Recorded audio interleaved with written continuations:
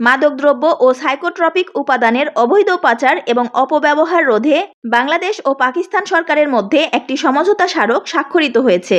শুক্রবার ৮ মে রাজধানীর একটি হোটেলে বাংলাদেশের স্বরাষ্ট্রমন্ত্রী সালাউদ্দিন আহমেদ এবং পাকিস্তানের স্বরাষ্ট্রমন্ত্রী সৈয়দ মহসিন রাজা নাকভি নিজ নিজ দেশের পক্ষে এই চুক্তিতে স্বাক্ষর করেন।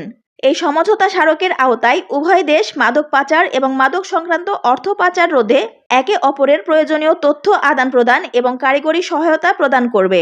এছাড়া মাদক অপরাধে জড়িত সন্দেহভাজন ব্যক্তি, পাচারকারী সংস্থা এবং পাচারের নতুন পদ্ধতি ও রুট সম্পর্কে নিয়মিত গোয়েন্দা তথ্য বিনিময় করবে দুই দেশ।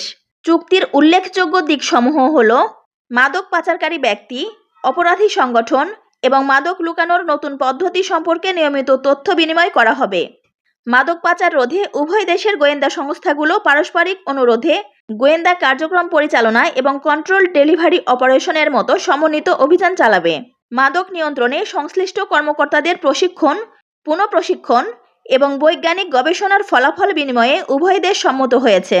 লুকানো মাদক শনাক্ত করার জন্য প্রযুক্তিগত সরঞ্জাম এবং স্নিফার ডগ ব্যবহারের ক্ষেত্রে অভিজ্ঞতা বিনিময় করা হবে।